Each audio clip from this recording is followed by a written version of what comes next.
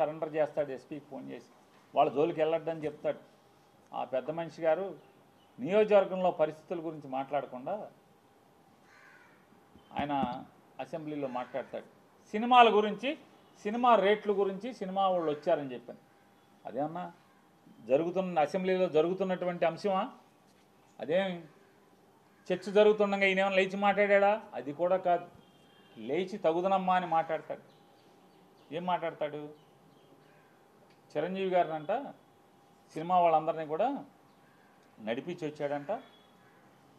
నడిపించి వచ్చి నేను రాను మాట్లాడతాకి వచ్చిన తర్వాత వాళ్ళందరూ వచ్చాక మన సినిమాటోగ్రఫీ మంత్రితో మాట్లాడుకుని పొమ్మనండి వాళ్ళని, నేను రానని చెప్తే చిరంజీవి గారు పెద్ద పెద్ద అరుపులు అరిచాడంట, రంకులు వేసాడంట.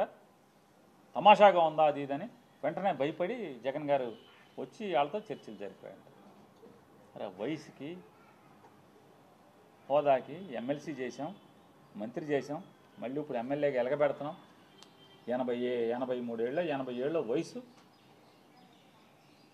ఇది విచక్షణ, ఇంగిత జ్ఞానం ఏంటయా అంటే గోతిగాని నక్కలాగా మంత్రి కావాలి.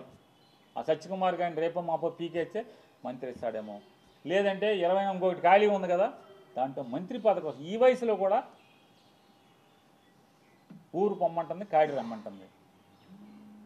80 ఏళ్ల వయసులో పచ్చి పాపం మాటలు మాట్లాడటం అవసరమా ఆయనకి? అసత్యాలు. నిజంగా చిరంజీవి గారు గడ్డి పెట్టాడు కాబట్టి సరిపోయింది. వాళ్ళ తమ్ముడు గారు మాట్లాడినప్పుడు మళ్ళీ తమ్ముడు బాధపడతాడేమో సైలెంట్గా ఉండకుండా అదృష్టవశాత్తు బాలకృష్ణ లేచాడు. బాలకృష్ణ లేచి అంటే బాలకృష్ణకి బాధ ఏంటంటే ఇప్పటికే చచ్చిపోతున్నాడు బాలకృష్ణ.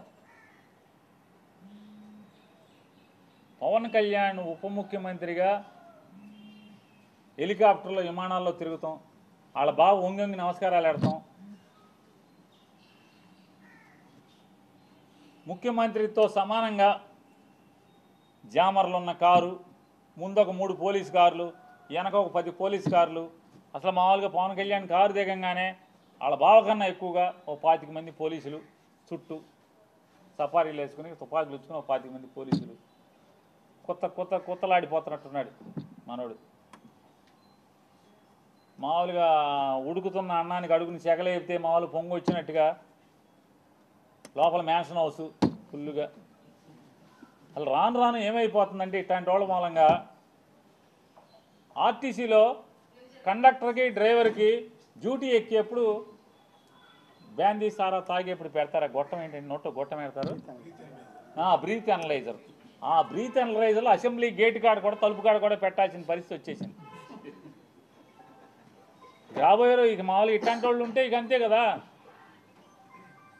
ఏమవుద్ది? అసెంబ్లీ తలుపు కాడ లోపల తలుపు తీస్తారు మామూలుగా హాల్లోకి లోపలికి వెళ్ళి అక్కడ బ్రీత్ అనలైజర్ పెట్టి ఎమ్మెల్యేలను కూడా లోపలికి పంపించాల్సిన పరిస్థితి వచ్చేసింది కదా.